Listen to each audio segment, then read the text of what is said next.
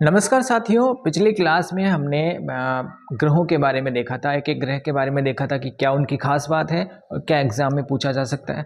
उसकी हम अब चर्चा करेंगे कि इम्पोर्टेंट चीज़ें क्या है और किस तरीके से उनको हमने समराइज़ किया है। तो एक एक करके हम देखते हैं। देखो, सबसे सूरज के सबसे निकट, आप इस फोटो में देखकर समझ सकते हैं कि सूरज के सबसे निकट कौन सा है। मरकरी। मरकरी माने तो बुध। तो बहुत आसान चीज़ है, हो गया बात। सेकंड है पृथ्वी के सबसे निकट, तो हमारा पड़ोसी, दो ही पड़ोसी हैं पृथ्वी के, एक तो वीनस है और एक मार्स है, यानी कि एक तो शुक्र है और एक मंगल है। तो शुक्र ग्रह जो है सबसे पास है किसके? पृथ्वी के। जुड़वा बहन भी तो बोलते हैं ना इसको, इसी वजह से। तो सर्वाधिक गर्म ग्रह कौन सा है? हमने बात की थी, कौन सा है? ना बुध नहीं है, कौन सा है? शुक्र है। क्यों? क्योंकि यहाँ पर कार्बन डाइऑक्साइड पाई जाती है। ऐसे ही सूरज से सर्वाधिक दूरी पर स्थित ग्रह, बहुत आसान बात है, बुध, शुक्र, पृथ्वी, मंगल, बृहस्पति, शनि, अरुण और वरुण। तो सबसे, ये जो प्लूटो है इसको ग्रह आजकल मानते नहीं है, ठीक है। इस वजह से नेपच्यून जो है, वरुण जो है, वो सबसे दूर है। बहुत आसान चीज़ है, ठीक है। ये भी हो गया। सबसे बड़ा ग्रह देखो, आप ध्यान से देखो, बृहस्पति सबसे बड़ा ग्रह, बात करी थी इस बारे में हमने। अगला है सबसे छोटा ग्रह, दिख ही रहा है सब, सूरज के पास जो है सबसे छोटा कौन सा? बुध। सर्वाधिक घनत्व वाला, ये आपको याद रखना है, पृथ्वी। और सबसे कम घनत्व शनि का है, ठीक है। इनका घनत्व कम है। क्यों है कम इनका? क्योंकि ये गैसों के बने हैं, ये ठोस पिंडों के बने हैं। ये इनको आंतरिक ग्रह, पार्थिव ग्रह या फिर टेरेस्ट्रियल प्लेनेट बोलते हैं। इनको जोवियन, जोवियन का मतलब होता है बड़े, क्योंकि ये बड़े हैं। सर्वाधिक चमकीला कौन सा है? शुक्र। तारे के समान चमकता हुआ दिखता है, सुबह दिखता है, शाम को दिखता है। आगे बढ़ो। लाल ग्रह कौन सा है? मंगल ग्रह, ठीक है। मंगल में ये जो लय आता है ना, ये लाल को दिखाता है। तो लाल ग्रह कौन सा है? मंगल। शाम का तारा शुक्र, सुबह का तारा शुक्र, ठीक है। भोर मानी सुबह। छल्ला कौन रखता है? शनि भी रखता है और अरुण भी रखता है, बात करी थी। ये शनि महाराज और ये अरुण, दोनों छल्ला रखते हैं। ऐसे पृथ्वी का जुड़वा ग्रह कौन सा है? शुक्र है। क्यों? क्योंकि शुक्र की साइज लगभग धरती के समान है, ठीक है। तो इसको पृथ्वी का जुड़वा ग्रह भी कहते हैं। सबसे छोटा वर्ष कहाँ पे है? बुध पे। इंपॉर्टेंट है। क्यों है? क्योंकि रोटेशन सबसे जल्दी पूरी हो जाती है, कक्षा सबसे छोटी है, इस वजह से सबसे छोटा वर्ष का है? बुध पे। सर्वाधिक लंबा वर्ष वाला ग्रह वरुण है। क्यों है? क्यों है वरुण? क्योंकि वरुण की कक्षा बहुत बड़ी है सॉरी। और इस वजह से पूरे कक्षा में घूमने में इसको बहुत समय लग जाता है, लगभग 29 साल या फिर इससे भी ज़्यादा, 123 साल के आसपास का समय लगता है। आगे बात करते हैं सर्वाधिक उपग्रहों वाला ग्रह। तो सबसे ज़्यादा उपग्रह किसके पास है? शनि के पास है। ये आपको पता रहना चाहिए, ये इंपॉर्टेंट चीज़ है। हरे रंग का दिखने वाला ग्रह कौन सा था? अरुण, जो लेटा हुआ था, हरे रंग का था। सर्वाधिक परिभ्रमण गति किसकी है? परिभ्रमण मानी जहाँ पे अपनी धुरी पे बहुत तेज घूमता है। कौन घूमता है? बृहस्पति। सबसे ज़्यादा घूमेगा तो जल्दी दिन रात होते रहेंगे, ठीक है, बृहस्पति। और न्यूनतम परिभ्रमण गति शुक्र, ये भी आपको पता होना चाहिए। इसको लगभग 200 और 243 दिन लग जाते हैं घूमने में। प्लूटो के बारे में देख लेते हैं, क्योंकि प्लूटो को भी एक समय पे ग्रह माना जाता था, प्लेनेट माना जाता था, लेकिन 2006 में इसकी डेफिनेशन चेंज कर दी गई ग्रह की, कि हम ग्रह किसे कहेंगे। तो उस डेफिनेशन में ये फिट नहीं हुआ, और जब से इसको ग्रह नहीं मानते, इसको ड्वार्फ प्लेनेट यानी कि बोना ग्रह कहते हैं, जो कि ग्रह की कैटेगरी बिल्कुल भी नहीं है, ठीक है। फारदेस्ट है ये, फारदेस्ट मानी बुध, शुक्र, पृथ्वी, मंगल, बृहस्पति, शनि, अरुण, और वरुण के बाद इसका नंबर आया था। आप फोटो देखोगे यहाँ तो ये प्लूटो का है, इसके बाद है। ये देखो, ये प्लूटो है, किसके बाद है? वरुण के भी बाद है। फारदेस्ट मानी सबसे दूर है ये, ठीक है। तो 2006 में इंटरनेशनल एस्ट्रोनॉमिकल यूनियन ने, IAU ने, इसको जो है ग्रह मानने से इनकार कर दिया। अब बात करते हैं सैटेलाइट्स की, यानी कि उपग्रह की। वह आकाशीय पिंड जो किसी ग्रह की परिक्रमा करते हैं, अपने ग्रह के साथ साथ सूर्य की भी परिक्रमा करते हैं। इस चीज़ को थोड़ा ध्यान से समझना। देखो, होता क्या है, पृथ्वी जो है किसके चारों तरफ घूम रही है? सूरज के चारों तरफ घूम रही है, लेकिन पृथ्वी के चारों तरफ चंद्रमा घूम रहा है। ये ग्रह है और ये उपग्रह। तो आप एक चीज़ देखो, जब पृथ्वी सूरज के चारों तरफ घूम रही है तो चंद्रमा, जैसे यहाँ पृथ्वी गई तो चंद्रमा भी इसके साथ जाएगा। तो एक हिसाब से धरती जब सूरज के चारों तरफ घूमेगी तो क्या चंद्रमा सूरज के चारों तरफ नहीं घूमेगा? क्योंकि चंद्रमा भी तो धरती के साथ साथ ही है, चंद्रमा भी तो धरती के चारों तरफ घूम रहा है, तो वो भी तो सूरज के चारों तरफ घूमेगा। तो ये चीज़ बहुत इंपॉर्टेंट है, इसका पता होना चाहिए। कथन कारण में कभी भी गलत हो सकती है। हालांकि इतना डीप आपसे क्वेश्चन पूछा नहीं जाएगा, लेकिन फिर भी आपको पता होना चाहिए। सूरज के प्रकाश से प्रकाशित होते हैं, बिल्कुल सही बात है। चांद के पास अपनी कोई रोशनी नहीं है, उपग्रहों के पास अपनी कोई रोशनी नहीं है, तो किससे प्रकाशित होते हैं? सूरज के प्रकाश से प्रकाशित होते हैं।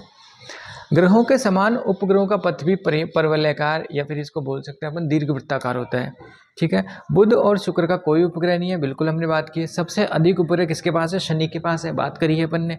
पृथ्वी का केवल एकमात्र उपग्रह और उसका नाम है चंद्रमा।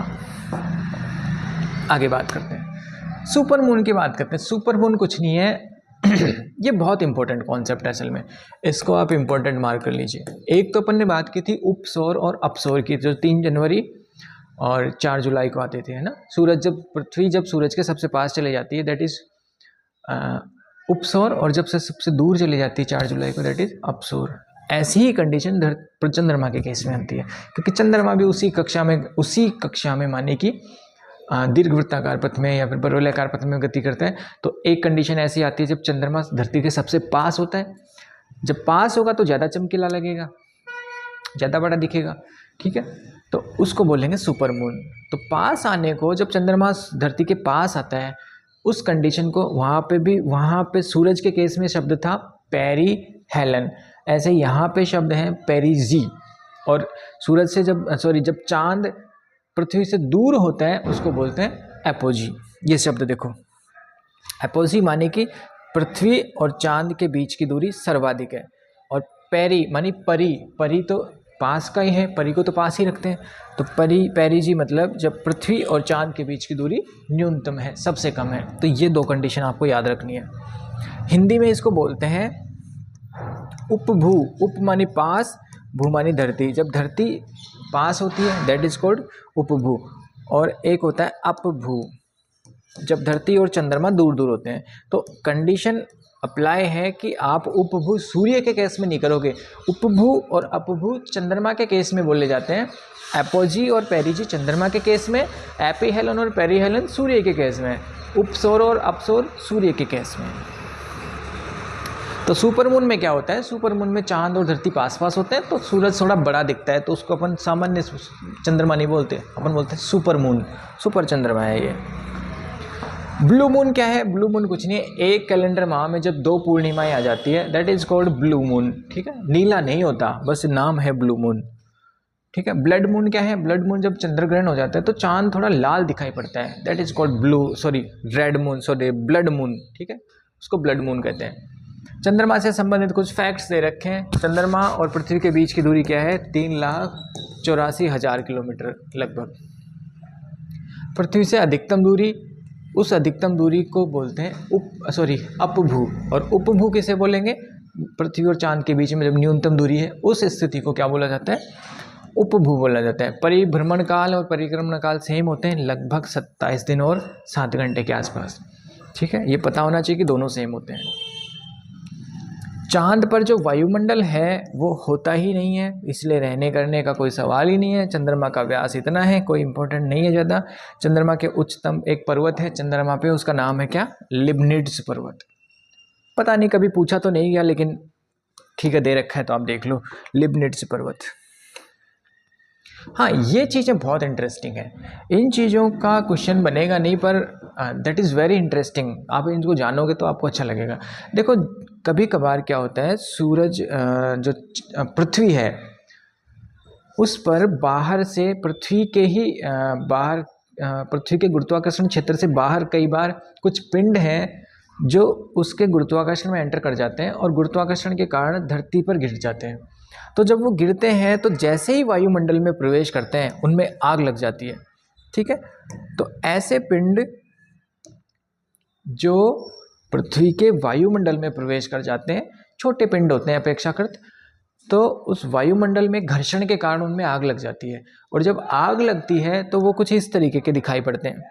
ठीक है, आपने देखा होगा कि टूटता हुआ तारा, वो टूटता हुआ तारा देखो यही है, वो कुछ इस तरीके का ही दिखता है। तो टूटता हुआ तारा असल में क्या है? वो उल्का पिंड है, लेकिन उसको उल्का पिंड भी बोलते हैं और उल्काश्म भी बोलते हैं। उल्काश्म, अश्म मानी राख।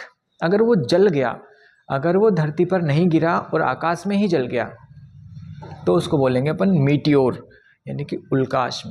लेकिन अगर धरती पे गिर गया और हम उसको देखने जा रहे हैं कि देखो कहाँ गिरा, कैसा है, तो उस केस में उसको बोलेंगे उल्का पिंड, यानी कि मीटियोराइट। तो मीटियोराइट और मीटियोर में क्या फ़र्क है, उल्काश्म और उल्कापिंड में क्या फ़र्क है। जब कोई उल्कापिंड या फिर जब कोई पिंड धरती के वायुमंडल में प्रवेश करके जल जाता है, खत्म हो जाता है वहीं, दैट इज कॉल्ड मीटियोर। और जब कोई पिंड धरती के वायुमंडल में जलने के बाद थोड़ा बच जाता है और धरती पे गिर जाता है, धरती पे इम्पैक्ट डालता है, वहाँ पे गड्ढा बना देता है, ठीक है, तो हम उसको देखने जाते हैं। अगर वो मिल जाता है, यानी कि मिला है, धरती पे आया है, तो उसको हम क्या बोलेंगे, मीटियोराइट, उल्कापिंड। आगे बढ़ते हैं। अब है धूमकेतु। देखो धूमकेतु इंग्लिश में बोलते हैं इसको कॉमेट। कॉमेट क्या होता है, कॉमेट कुछ नहीं होता, कॉमेट एक पिंड होता है जो कभी कभार सूरज के पास आता है, ठीक है। अब ये पिंड है, इसकी कक्षा देखो आप, इसकी कक्षा इस तरीके की है कि ये बहुत सालों में सूरज के दूर चले गया, लेकिन कई सालों में एक बार फिर सूरज के पास आएगा। तो जब सूरज के पास आएगा तो सूरज की गर्मी से इसकी जो गैसें हैं वो एक्सपेंड होती है, इस पर जो भी चीज़ें हैं वो एक दूसरे से दूर भागती है। तो जो गैस है ना वो कुछ इस तरीके से पीछे चढ़ जाती है और आगे इस तरीके का जो मेन भाग है उसको अपन बोलते हैं कोमा, और जो पीछे जो पूंछ बन जाती है, ये जो भाग पीछे रह जाता है, इसको बोलते हैं टेल, ठीक है। ये कुछ इस तरीके का दिखाई पड़ता है, ये जलता हुआ सा दिखाई पड़ता है, जो पीछे हैं इसके ये जो गैसें हैं इसलिए इनको पूंछ जो है, इस वजह से इसको पुच्छल तारा, तारे के समान दिखाई देता है। हालांकि ये तारा नहीं है, ये तो पिंड है, ठीक है। तो इसका जो शीर्ष है वो कोमा कहलाता है। अब ये कई सालों बाद दिखाई देता है। अब पिछली बार एक है ना, ये जो फोटो दे रखी ना, ये हेली पुच्छल तारे की है। हेली पुच्छल तारा 1986 में देखा गया था और अब 76 वर्षों के अंतराल के बाद फिर देखा जाएगा। तो असल में कॉमेट कुछ नहीं होते, कुछ पिंड होते हैं जो सूरज के पास आते हैं। ये आपसे एग्जाम में नहीं पूछे जाएंगे। हाँ, हेली पुच्छल तारा हो सकता है आपसे पूछा जाए, लेकिन ये असल में तारा नहीं है, ठीक है। ऐसा नहीं है कि ये तारा है कोई। अब आता है क्षुद्र ग्रह या अवांतर ग्रह। इनकी बात हमने कर ली है। क्षुद्र ग्रह किसको बोलते हैं, एस्टेरॉयड बेल्ट जो थी उसी को क्षुद्र ग्रह बोलते हैं। ये सूरज, ये बुध, शुक्र, पृथ्वी, मंगल। मंगल और जुपिटर के बीच, मार्स और जुपिटर यानी कि मंगल और बृहस्पति के बीच जो छोटे छोटे छोटे छोटे कण हैं, ये भी घूमते रहते हैं, ठीक है। और इसी कारण इन घूमते हुए जो पार्टिकल्स हैं इनको बोलते हैं सबको मिलाकर एस्टेरॉयड्स, ठीक बात। कितने सारे हैं, लगभग 40,000 अनुमानित संख्या है। अब क्वेश्चंस की बात कर लेते हैं। ये पुरानी रीट की भर्ती में आए हुए क्वेश्चन है सारे के सारे, ठीक है। तो आपको पता लगेगा कि किस तरीके के क्वेश्चन आते हैं। फर्स्ट क्वेश्चन है कि निम्न में से कौन सा आंतरिक ग्रहों का समूह नहीं है। आंतरिक ग्रह आपको पता है, अंदर वाले बुध, शुक्र, पृथ्वी और मंगल, ये आंतरिक ग्रह।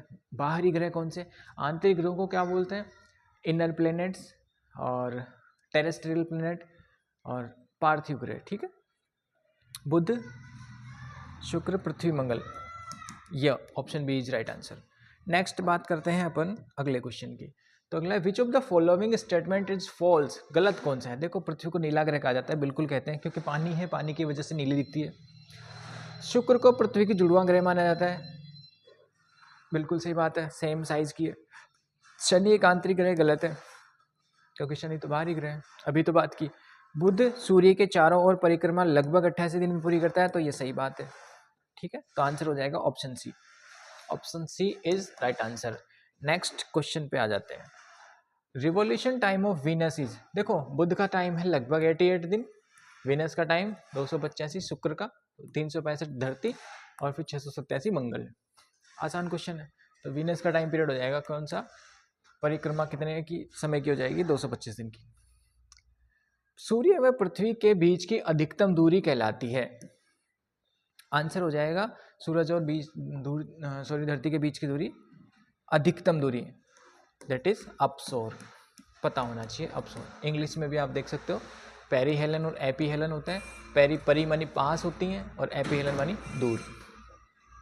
और ये पेरीजी और एपोजी किसके केस है, ये चंद्रमा के केस है, ठीक है ना। नेक्स्ट, तो इस प्रकार ये चैप्टर हमारा ख़त्म होता है। आई होप आपको समझ आया होगा।